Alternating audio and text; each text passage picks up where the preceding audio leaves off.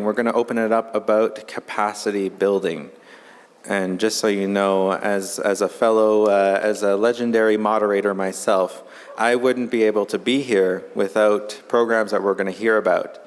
Okay, I wouldn't be here without the opportunity and the platform that has been offered to me to build my own capacity and have others believe in me and ultimately have it transformed into me believing in me to do the work. So this is what these programs are about, and we're going to hear from our esteemed and very distinguished panelists. So without further ado, I would like to first welcome up Robert Cooke and Erica Tizia-Tram to talk to you about the Arctic Remote Energy Networks Academy, otherwise known as ARENA. Please give them a warm welcome.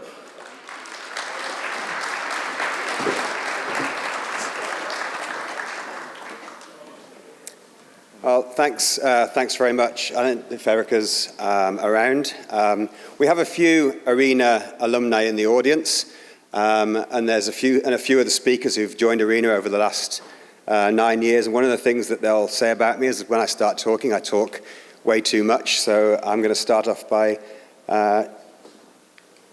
sharing some thoughts of others.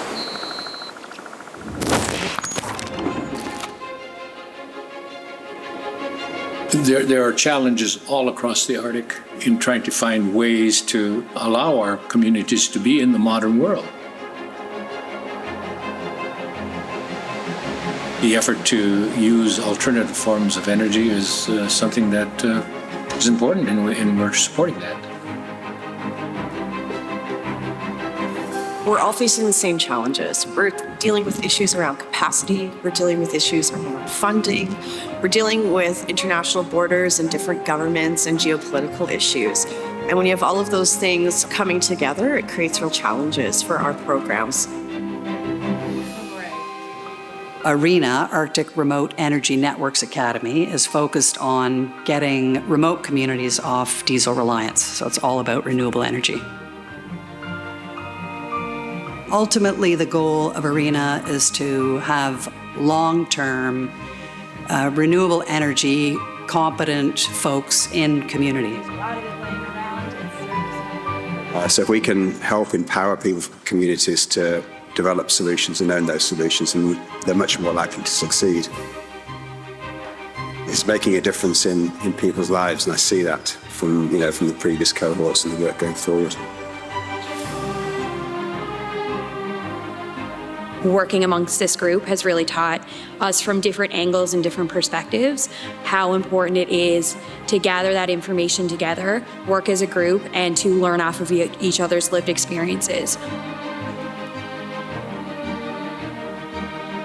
To be able to talk with other colleagues in the energy space, I think it's more relevant. We have more or less the same challenges, issues, especially when we start to talk about logistics.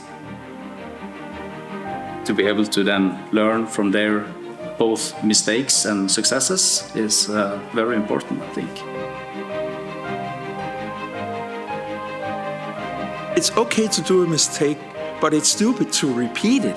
So that means if I can learn from you and you can learn from me, that means we can start many steps further ahead, and by that we can save time and we can save a lot of money.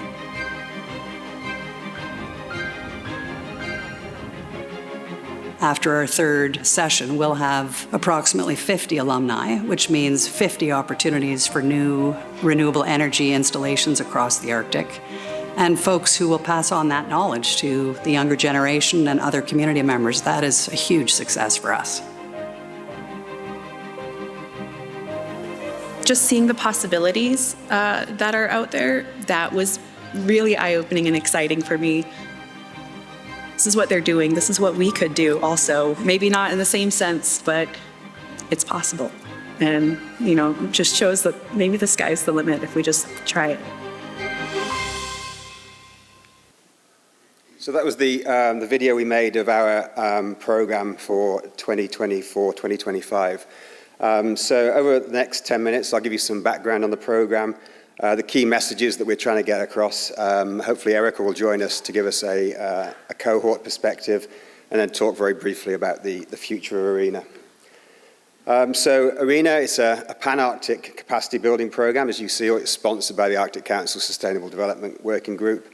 And it's aimed at really taking energy champions from remote communities from across the Arctic and helping them to develop the skills, knowledge and networks to go back to their own communities and build projects within their own communities.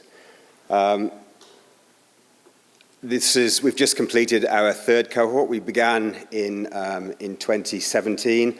The second cohort was in 2022-23. We had to delay it slightly because of COVID, and then delay it further when Russia invaded the Ukraine and all Arctic Council activities were put on pause. As I said, we've just completed, a few weeks ago, we just completed the third ARENA on site in Iceland. So the structure, we tend to have 3 or 4 on-site programs, and we'll take the cohort to all of those locations. Up to date, the program has been led by Canada and the USA, and we've also gone to Iceland as well. This year, the Canadian program was based out of Iqaluit, and we took the opportunity of being close to Greenland to also take the cohort to Nuuk as well. I'll talk about the future at the end of the program. There's going to be some doubt over, obviously, the USA's involvement going forward. But for the time being, those have been the main leads. We deliver the program through a mixture of presentations and classroom sessions. We bring in subject matter experts, project leaders and energy champions to talk about best practice, to talk about their own projects and where they've received success.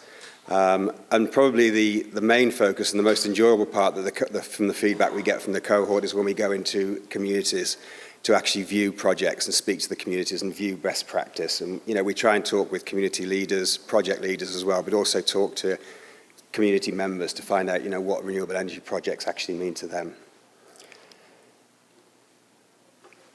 These are the key messages that we try and get across, and this is often forgotten, but probably our most important key message is understanding geopolitics and culture. If a project's going to succeed, it needs to operate within the politics of the region. It needs to be culturally acceptable, and so that's probably our main lesson right at the start. The Canadian program in particular has moved from region to region. So we delivered the first on-site in NWT, the second one in Yukon, as I said, the third one was in Iqaluit. And every region has different politics, has different policies, and different challenges. So this is the main message that we start out with. Obviously, it's based on community development, and so we spend an entire day just on community engagement. We bring in people who are actively developing projects within communities, and we start on talking about why it's important to engage in communities. Then we go through how you actually can begin and how you can speak to communities and how to do community engagement.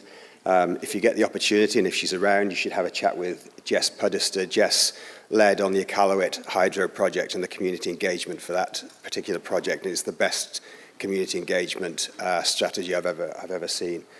And then we go through how to develop a community energy plan, the importance of a community energy plan, actually what you do with that. And again, this year we had Northern Energy Capital came in to discuss 2 community energy plans that they've actually got in place at the moment. And then we go right the way through to how you actually work with a community to put a real live project on the ground. And again, we use the Heckle Hill project and Northern Energy Capital's relationship with Quanlan Dun First Nation as a highlight of how working with communities can bring success. We also talk a lot about stakeholder engagement and the importance of actually understanding the utility. There's often fractious relationships between communities and utilities when trying to bring in a project into a community, but we feel that if you can understand the challenges that the utilities face, then you're in a better position to actually build stronger projects. And we've been really lucky to date in that the CEOs from all the northern utilities have actually given up time to come and talk to the cohort about what their challenges are as a utility, but also how they actually interact with communities and what their own community engagement is. And probably 2 of the highlights of the last 2 programs, when we were in Old Crow in 2023, we actually had a session with ATCO and VGG where they both got up and they talked about how they'd started out from 2 very different positions and how they'd come together and how friendships had grown. And they ended up with a PPA for Old Crow, which was probably a lot stronger than it would have been if the two entities hadn't come together.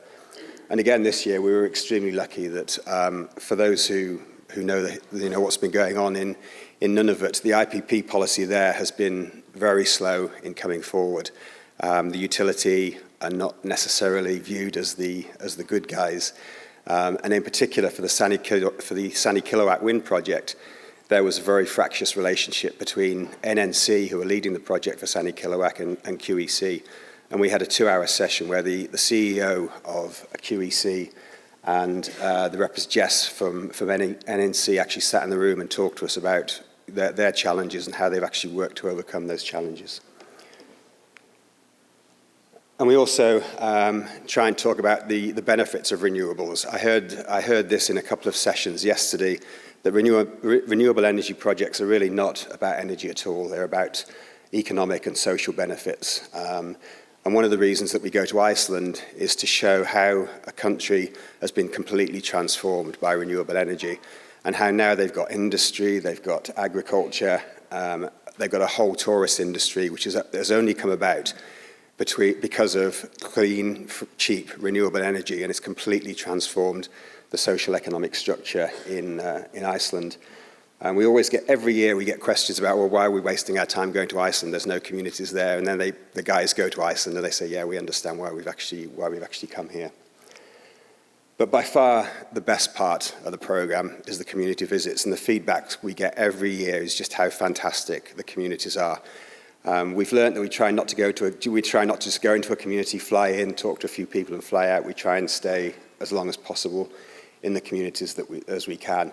Not just meet with the community leaders, but try and have community dinners, meet with the people in the community, go and view the projects, obviously, but the main thing is actually meeting community members and understanding why renewable energy is important to the communities. So, we've gone to the big urban conurbations such as Fairbanks, Whitehorse, Yellowknife, Iqaluit, Nuke, but we've also taken over the 3 programs. We've also taken the cohort to Kotzebue, Shugnak, Deering, Old Crow, Teslin, Colville Lake, Lutzelkay, and Inuk. We went to Inukjuak this year.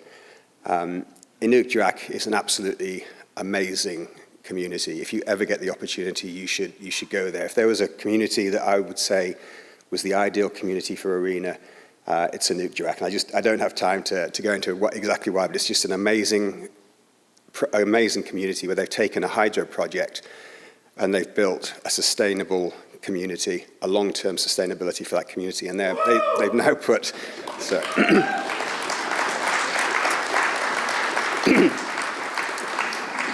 they've put some amazing social programs in place, and that's happened because of the drive of the Pituvic Landholding Corporation, but also because of the hydro project is allowing them to have that freedom. I don't know if Eric has joined us, or I know that I'm running over time anyway. So Erica was on our first cohort, and Jordan actually paid me to say that the first cohort was the best, because Jordan was also obviously on there as well.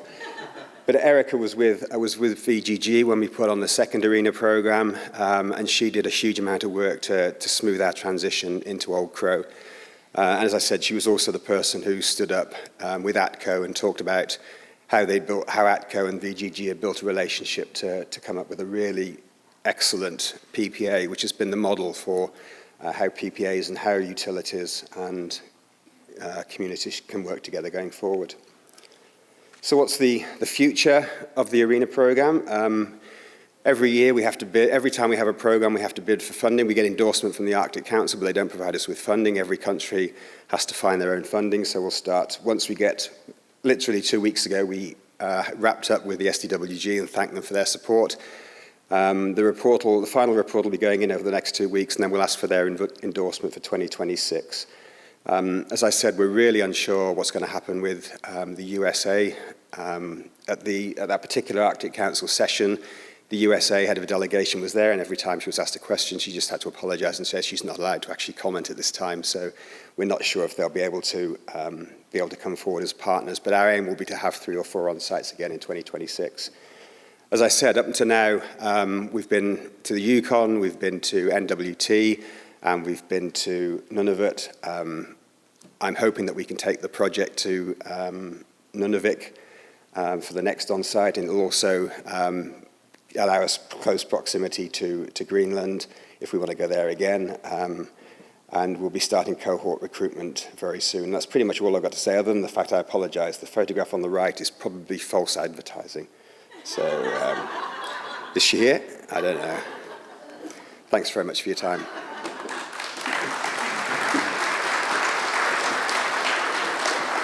All right, thank you, Robert. Very insightful. By the way, ARENA cohort members, who has participated in this program? Raise your hand. Any folks here? We have one over here. Oh, really? Okay. Well, I'm excited for the program to continue, and I'm sure many of you might be interested in joining. I forgot to open by saying that the structure of this panel, we're going to have 3 speedy presentations, and then we'll get into a conversation here on the couches here, where I think the real nuance will be captured about each of these programs. So without further ado, I would like to welcome up Gabriela Lech, who is the Climate Action Network Lead at Coastal First Nations. Please, welcome.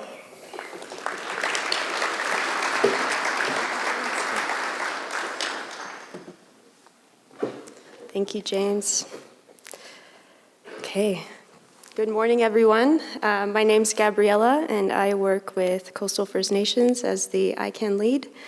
I'm grateful to be here on the traditional territory of the Kwanlin-Dun First Nation and Ta'an-Kwachan Council, and I'm coming from the traditional unceded territories of the Squamish, Musqueam, and Tsleil-Waututh Nations.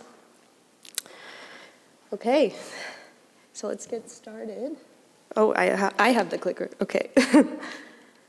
So I'll just start with an introduction to ICANN and give a bit of an overview on the network and what we offer, a snapshot of the project, and some of the training and supports we offer, as well as our vision for the next steps of the program. So the Indigenous Climate Action Network supports Indigenous-led community-based climate action work. We provide funding to interested and eligible remote Indigenous communities in BC for funding of a full-time climate action staff position to lead the work in the community related to climate action. So this has a broad range of definition. It can be anything from energy efficiency projects, renewable energy generation, CEPs, resilience projects, and it's really up to the community to decide what their goals and objectives are in clean energy and climate action, and we support that in whatever goals that they have. And we are primarily funded by NRCan, BC Hydro, and the province. And the who of the network. So we have a wonderful team of staff, many of whom are here today. Shaq, Gala, Lisa, our admin, and we just hired another person to support our capacity, another Lisa. And then, of course, Jillian, our program manager, and Denny, who supports us as well. And then we have the CACs, many of whom are also here. Can you raise your hands if I see, yeah. We have our wonderful CACs. And many of you came to our presentation yesterday and saw them present on their projects in community, and it's really amazing to see the work that's being done. And a bit of a where and when. So the network formally started in 2019 with the original communities part of the Coastal First Nations Alliance. And the first CACs were from Helsik, Gitgat, and Old Masset, and one of them being Leona Humchit. And she was such a strong presence with ICANN and an amazing leader. And Serena just mentioned her principle of heart work, and she lived this value of heart work, and that is something that we want to carry forward in ICANN through everything that we do. And I'm sure many of you as well have been touched and inspired by Leona, and we'll do that as well. So thank you. Oh, thank you for attending our session yesterday as well, and for sitting with us as we honored Leona yesterday.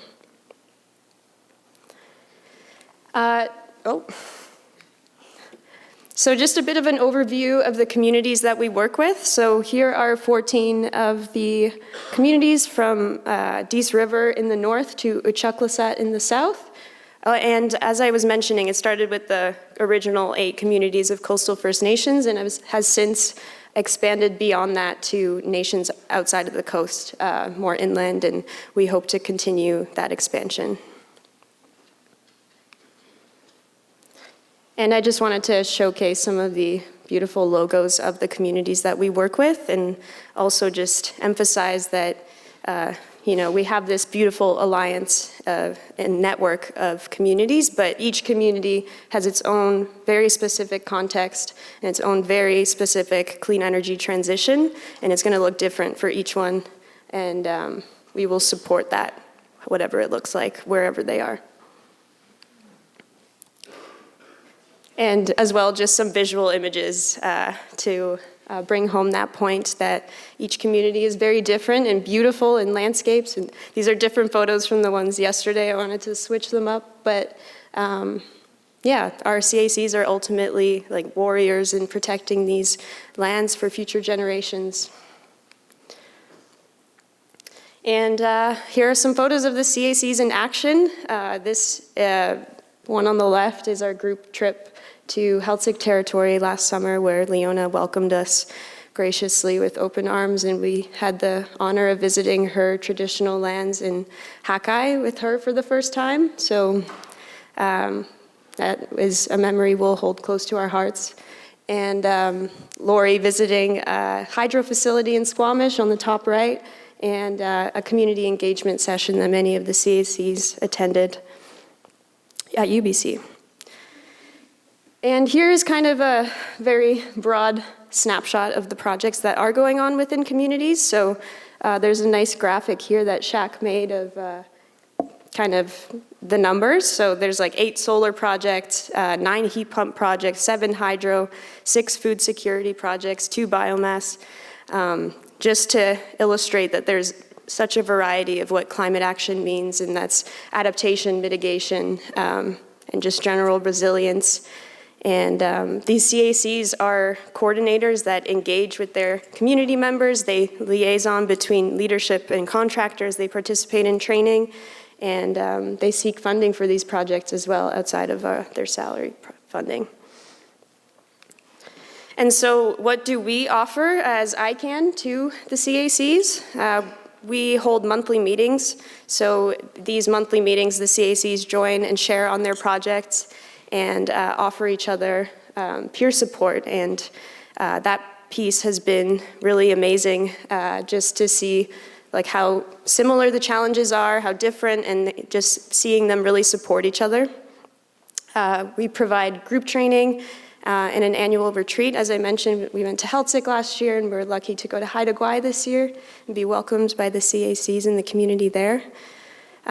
We also provide funding for individual training. So aside from our group conferences like this one, if a CAC is interested in like a very specific conference that is related to their community project, we are happy to support that. Mentorship sessions, which I'll get to in a moment.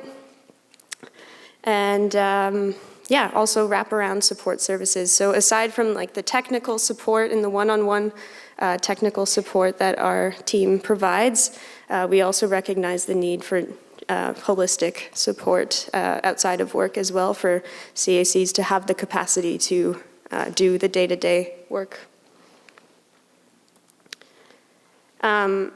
So there's a slide here, just some examples of the training and professional development we provide. But I just wanted to share a story about the heat pump maintenance training. So it started off with a few CACs saying that there is a lack of folks in community able to do heat pump maintenance, and there's all these external contractors coming, and it's costing them so much. And these repairs are so basic and can be done. And we kept hearing this from communities, so we got everyone in a room and we were kind of brainstorming how we can tackle this problem. And the CACs came up with the solution, like, why don't we band together and come up with a program to train folks in community to do this basic maintenance. And ultimately now we are working with BCIT and BC Hydro to deliver that said program that came out of the CAC's own ideas and needs, and that's what we hope to support. And we have since created focus groups in other areas like solar and hydro and food sovereignty for the same reason, just to get in a room together, talk about the challenges and how working together towards a solution can be more powerful than alone. And I think that really highlights the benefits of a peer network and what it can bring.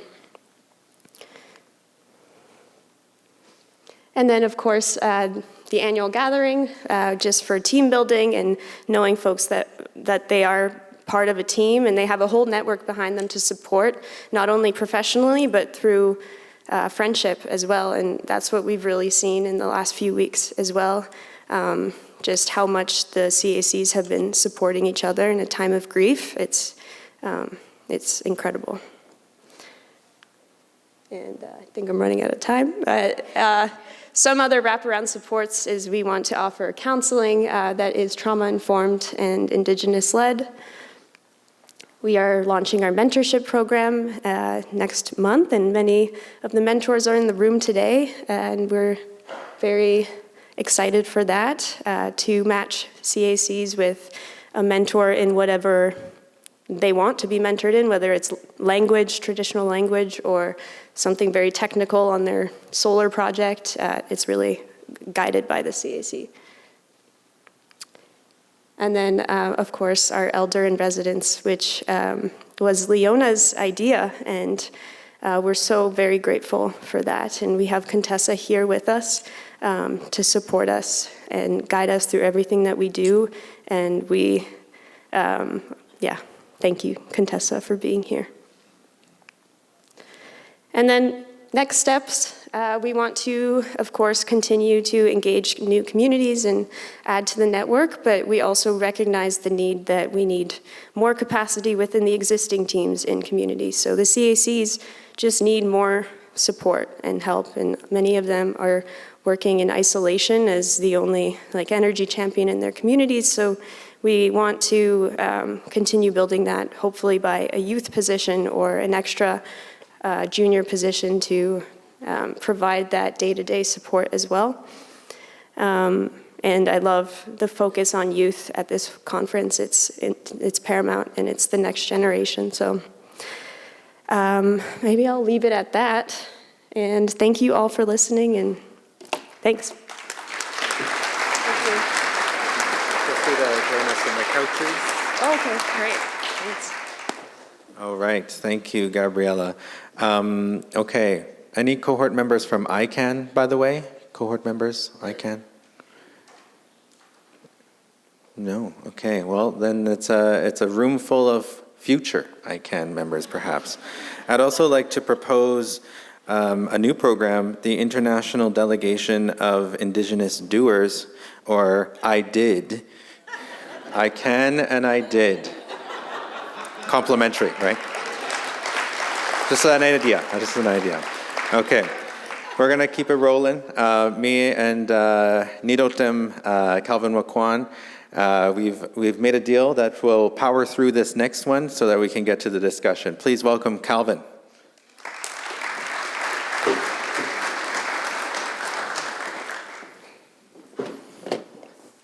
Tanse kakiao, Calvin Waquan Natsikason, Tridiana ne Mikasu Nioochi.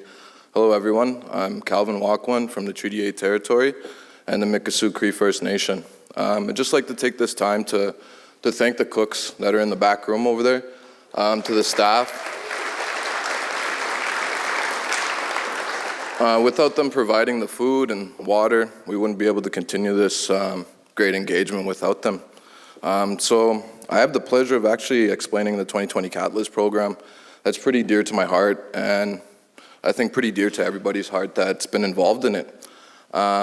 Who's been involved in ICE, or has been a coach and mentor, has been to a function? Maybe you can stand up just quickly and then sit back down real quick.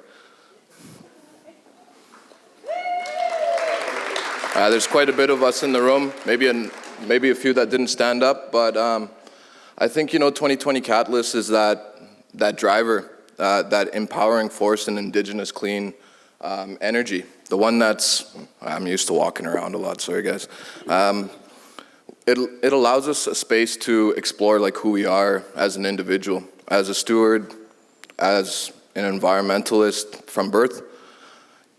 In these sessions, we get to discuss who we are as people, but what we can do in the environment and in Canada's economics.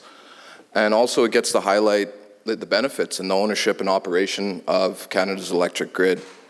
So my presentation, I'm going to showcase some of these initiatives and encourage the non-Indigenous stakeholders to partake in what we're doing and continue the great engagement. Okay, next one. This way. Okay, so I'll go down here. So this program has been operational since 2016. So Indigenous Clean Energy Program, it promotes energy capacity in our communities, but also I think it promotes energy capacity in Canada.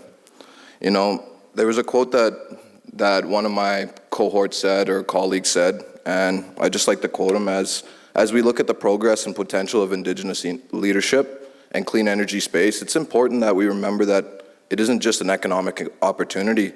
This is about justice and reconciliation and inclusion. So, through this program, we went through 6 months of intensive training, capacity building, but it doesn't stop there. It continues on with the coaches and the mentors and the circle that you create. You get a sense of feeling of belonging and family. And, you break a spoke in your wheel going down the mountain, or scratch your face up when you're taking kids out, like I've done before. And you just keep rolling because somebody's there to pick you back up. So, this program, it aims to create Indigenous leaders in Canada. And I think that's what it demonstrates. And the collaboration and networking that came out of it is true today.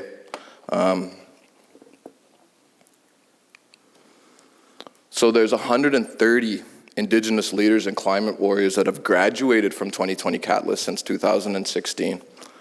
This is an amazing number. I make sure I wanted to get it correct for you guys. I talked to the staff, and we wouldn't be who we are today without them as well. So it's over 200 projects in Canada. That's coast to coast to coast to border, and now globally with the Global Hub. So we're individuals that are in our communities, the ones that are grassroots people, the ones with our feet on the ground, boots on the ground, paddles in the water, and we're the ones that are actually doing the work. But we get the specialized training through 2020 Catalyst, and there are other initiatives to build capacity in our community that we can carry on with the next generations, like the youth that we've seen here the other day from Saskatchewan. And then the annual cohorts keep rolling year after year. And where are we at? Okay, let's go down here. With just the programs that are across Indigenous Clean Energy's network, you can check it out on the website. We've had 372 participants engaged in ICE since its inception. The 2020 Catalyst has 137 leaders. They're equipped with what I mentioned earlier, with the right skills to provide clean energy solutions in their community, like myself, building Fort Chipewyan solar grid with Green Planet Energy Analytics, ACFN, and the Métis Local. The Generation Per Hour program has 134 graduates out of there that have produced energy projects in their community. Imagination is a youth program that has had 30 youth equipped with the right skills to do food sovereignty, capacity building, heat loss workshops, whatever it might be. And then energy advisor training, which 27 individuals have undergone specialized training to provide us with skills and Indigenous people in our communities to bring back this knowledge, like at these conferences, to provide to our people to move forward in a good way. And then there's 16 energy advisors trained up and put into the communities for energy efficiency. And then Indigenous Off-Diesel Initiative. There's 20 of us that have graduated out of 2 cohorts. So currently I'm in the IODI program. I'm just finishing my 2nd phase and moving into the 3rd phase of our biomass, which I'm very thankful for. But without government and the NGOs and organizations like yourselves and individuals like you taking the time and energy to listen to people like myself who wasn't in this realm in 2018 and definitely not thinking about it before that. But having welcoming spaces like this, the fire, the smudging, the food obviously, it brings us in, it shares smiles, we share laughter, and we share expertise because we all are in our right scientists of the land. And I was born an original climate warrior and I'm gonna die that, so.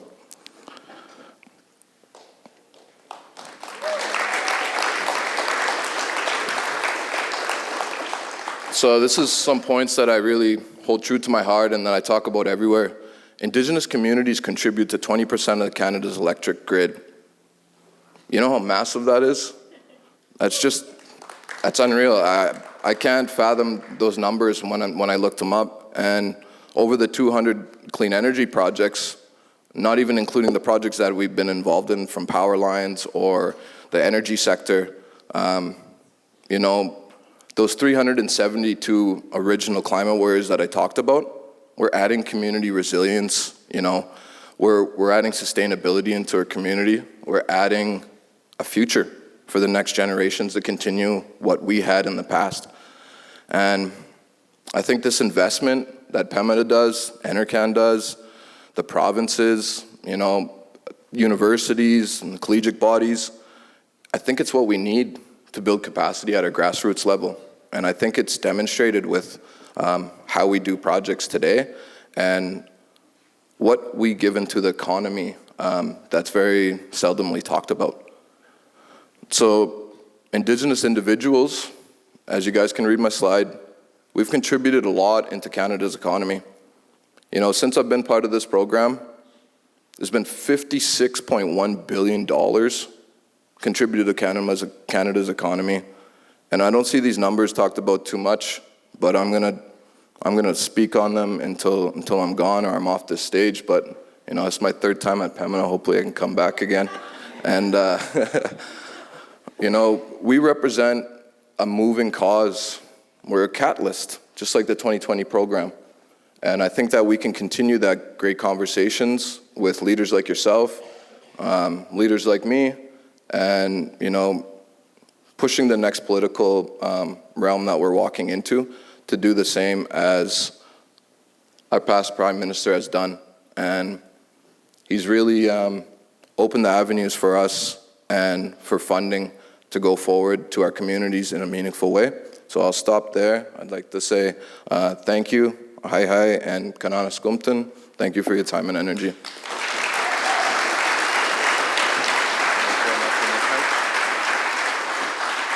Hi, Gananaskomatin, Calvin. All right, and yes, we have quite the big community with ICE.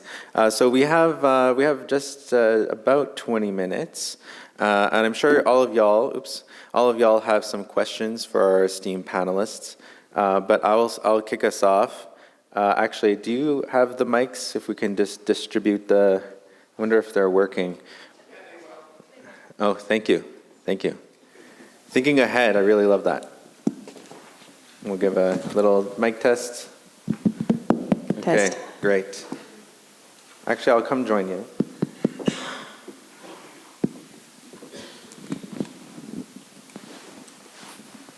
All right, good. So welcome. What does this all mean? Capacity building. You guys are very committed to it. You've made a career about it. What does it mean to you? What are we trying to achieve here? And what kind of impact have you seen?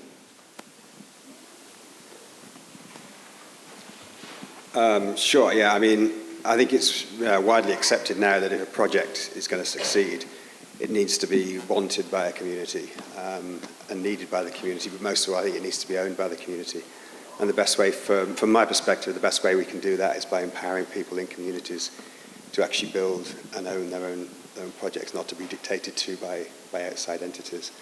And so that's really what we've been trying to do with the ARENA program. I think the same with these other programs as well, is just to give people in the community the opportunity to build and own their own projects, and those projects will succeed and we will get off fossil fuel. Right, it's all about that self-determination and building the capacity from within. I love that. Gabriela?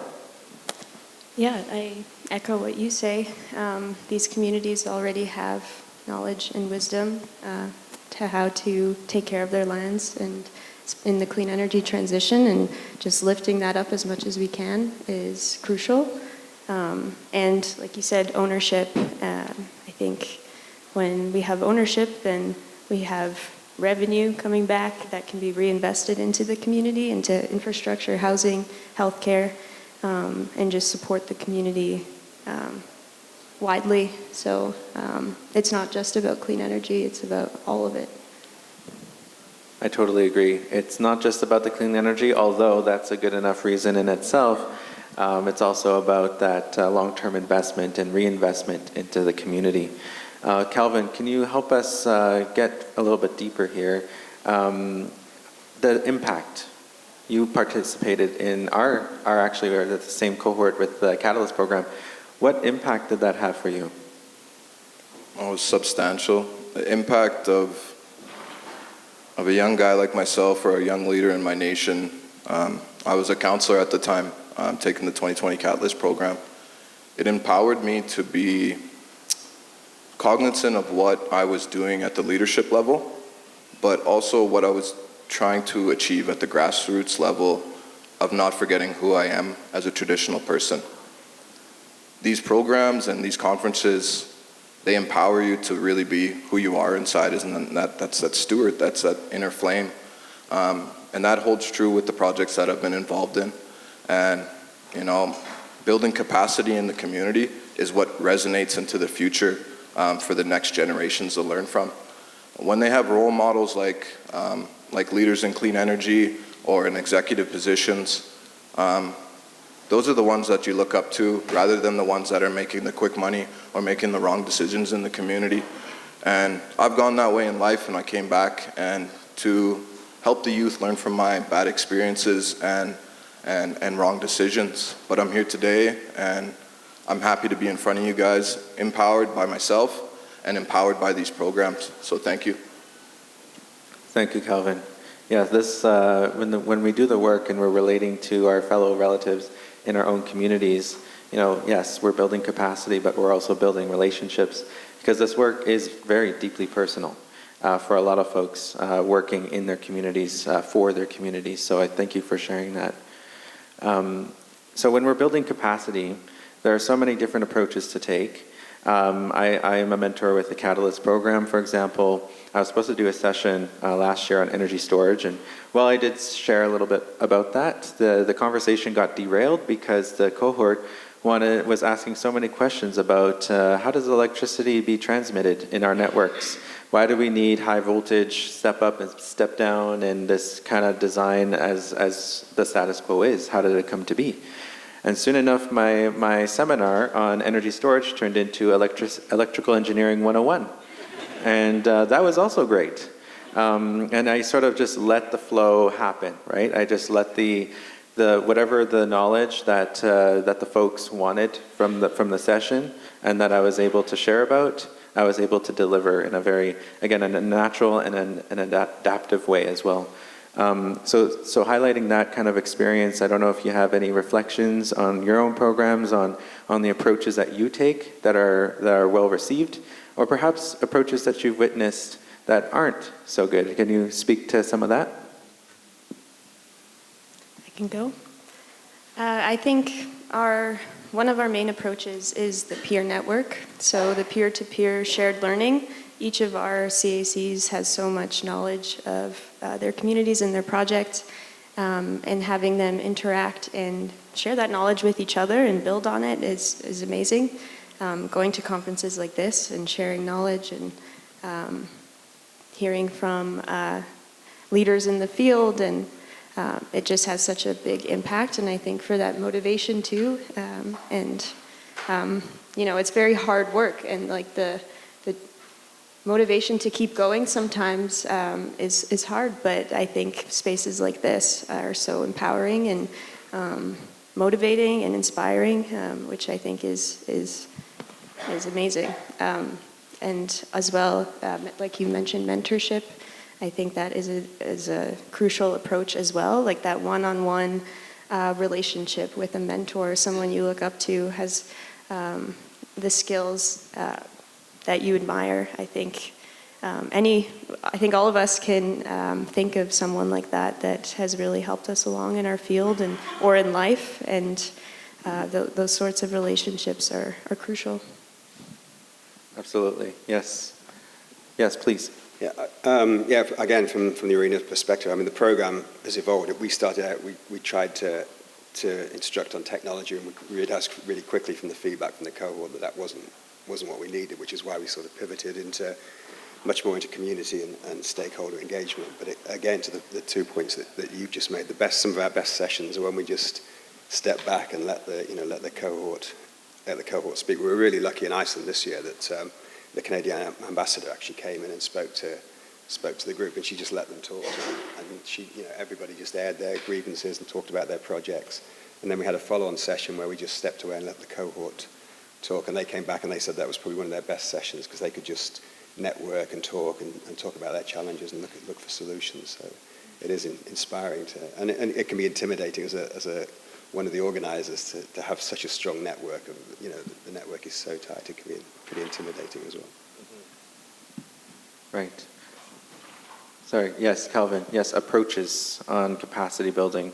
What resonates with you or doesn't in terms of the capacity building for you? I think being a part of the ICE team, when I was in the program of the 2020 Catalyst or the Bringing It Home, or being a coach and mentor, it was that open dialogue. It was that openness to learn at the level where we're at and to come along into this industry how we seen fit. So speaking with elders and speaking with community members and other people in remote communities, I got to build my capacity and learn from them, and they get to learn from me. One of the things that I found difficult was sitting there in a classroom and reading from a book and learning from a PowerPoint.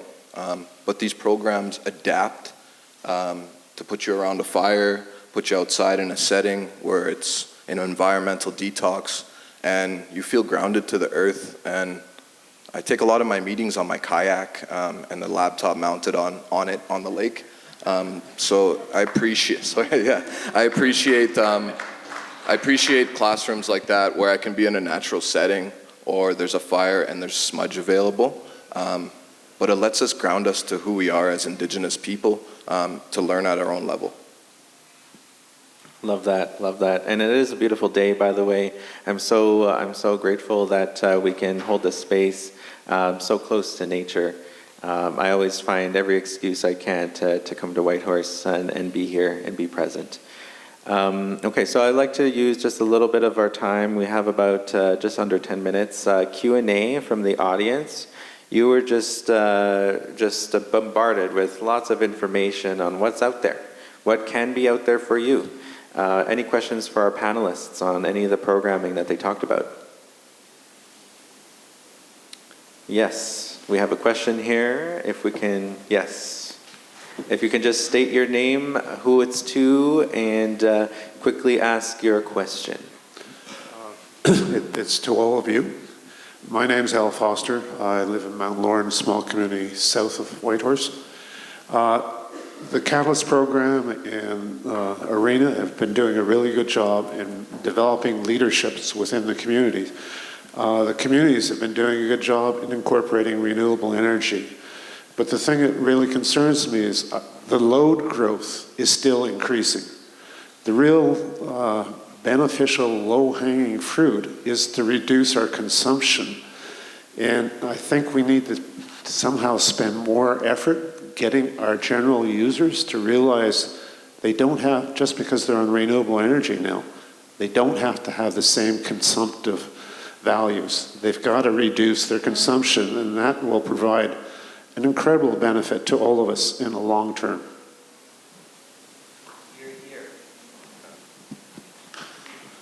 So I think like kind of started backwards in this energy realm and did a massive solar project. But now I'm dialing back with Green Planet Energy Analytics and Cedric, someone mentioned here, and doing energy efficiency. So I just finished 20 energy audits, and like you're saying, the load is still there. People are making babies in Indigenous communities, and you know, we're adding another It's fine? Okay. We're adding another generator, and you know, what can we do in our house? What can we teach our people how to change their lifestyle, to unplug, to use less energy, to learn about phantom energy, using cold water washes. So I'm right beside you walking moccasin and dress shoe, because I don't think it's about the big glory projects. I think it's about in the home and heartful projects, saving food on their plates and clothes on their back. So thank you for that. Yeah, thank you. And I think, at least with the ICANN, some of the CACs are in charge of DSM initiatives and community engagement workshops, and building the capacity for them to be leaders in their community on these issues has really helped with spreading that information within the community, and many of them have hosted community workshops on little things to do to reduce energy. And yeah, we're hoping to support them with that because it trickles out. Just by the way, DSM is demand side management. And I think I said in part of my presentation that one of the things that we think is really important is understanding culture and going into communities and speaking to communities about culture. And it's not the culture in communities that they want to waste energy and use energy. A lot of people are out on the land, going out to their cabins, harvesting. It's a completely different perspective, and we want the cohort to understand there is this other perspective. It's not all about wasting energy. And as again, I think it was in your workshop yesterday that these projects, it's more than energy. It's the social and the economic aspects. It's not just about putting in too much energy and burning too much energy. We are trying to develop another program through the Arctic Council, which will look more at housing and the housing efficiency side of things, and we're hoping to do a pilot on that this year. So I definitely take your point, Al. So. Perfect, yes. Any other questions? Okay, yes. And just as we get the mic there, I just wanted to add that the cleanest or the greenest kilowatt hour is the kilowatt hour that isn't used. So let's be mindful of that. Yes, sir. My name is Klaus, and my question is to all three of you, and this relates to possible concern about future funding. We have an election coming up, and whoever our new government will be, the predominant focus will be how we tame our neighbor. Chances are Canada is being pushed into a recession. Chances are that our new government will need to spend money to protect against the consequences of the tariff, et cetera, et cetera. So there will be a very difficult situation for our new government, and funding is limited. So is there a concern within your three organizations that possibly funding for future funding may be at risk? I can start. Okay, yeah. And we've been, as I said, the three countries have funded their own programs to date. And I'm massively grateful. I mean, the RENA program is not a cheap program to put on. And we've been really lucky. We had CERC funding, NRCan funding this year from Global Affairs Canada, and from CERNAC, Circumpolar Affairs, and also we've had Northern Reach. So it's totally funded by the government of Canada. But yeah, we're really concerned that there's a potential change in administration is going to have that impact. I mean, we obviously can't get into politics here, but I'm really hopeful that the Liberals are going to win and they're going to carry on Trudeau's. I don't work for the government anymore, so I can say what I want. So. And again, I know that Circumpolar Affairs are going to have their funding potentially cut, but again, from what Prime Minister Carney has said, there's going to be funding going to the Arctic as well. So maybe there's going to be funding through that. So I'm actually not pessimistic. I am pessimistic about the future of the Arctic because of the posturing from our southern neighbours. But for our program, I'm kind of optimistic that funding will be available there. And we may need to change the wording in the ask for funding slightly, but still with the same goals. Yeah, it's a great concern with the shifting political landscape, of course, and that has been on our radar for a while now, especially in terms of job security for our CACs. That is what we want to certify as soon as we can, and just, you know, the anxiety of not knowing if your job and your position is going to continue is awful. So yeah, our goal on our side is to continue our funding agreements with the government, the federal government, provincial government, BC Hydro, but of course we have those concerns, and we are exploring a lot of different options and streams within those funding agreements. And like you said, it might be about changing the wording to focus more on like economic development and seeing how we can shift that around to appeal more perhaps to a different government, as well as making sure we're exploring other avenues like philanthropic avenues, and CFN is in the process of forming a foundation. So yeah, it is a top priority for ICANN to have long-term maintained funding for this program, and we know it has to continue. The need is there, and there's only more need and more communities that are reaching out and wanting to be enrolled, and it would just be such a shame and a limiting factor if we're not able to meet those needs. And yeah, there's just so much potential there. So we're working really hard on our side to continue. Thank you, Klaus. I can't really speak on the funding so much on the Indigenous clean energy side. I get the pleasure of not worrying about that so much and talking about the program a lot. But I know that our funding comes from Canada and various other funders that sponsor the programs. I can speak on the Indigenous lens and the Indigenous nation side, which is what we've always done, is help each other, put our own skin into the game. You know, show that our juice is worth the squeeze, and maybe Canada will continue these funding arrangements with us for years to come. But also, I think we need to, as First Nations individuals and nations, entrepreneurs and businesses, is reach out to other First Nations, Métis groups, the Dene, and territorial groups and youth organizations to bring each other along, not walking in front of one another anymore, walking hand in hand, side by side, and trying to boast projects and promote projects that are actually making meaningful impact. And so my address to Canada, to Alberta, provinces and territories is have the faith in us to do the right thing in the future, because we've already been doing it since time immemorial, and now we're just walking backwards to do what our ancestors used to do. So thank you, Klaus. Awesome, thank you.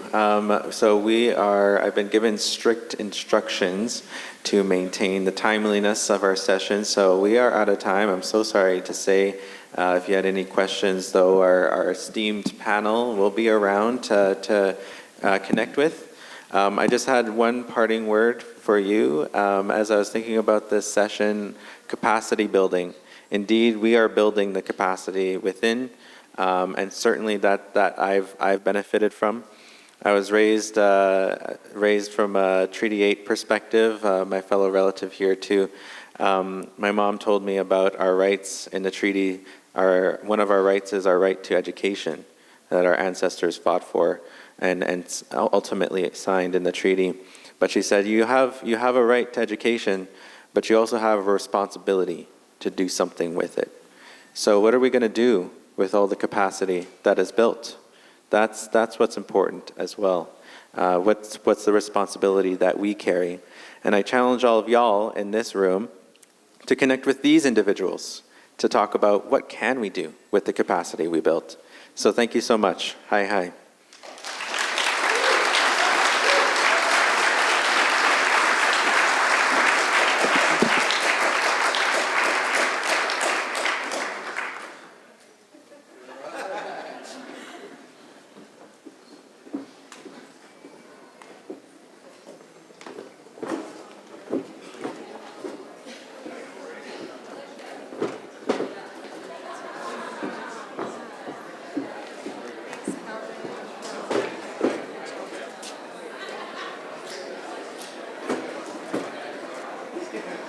Okay, everyone, we have a bit of a break until 10:30, and I want to encourage you to be back at 10:30 because we have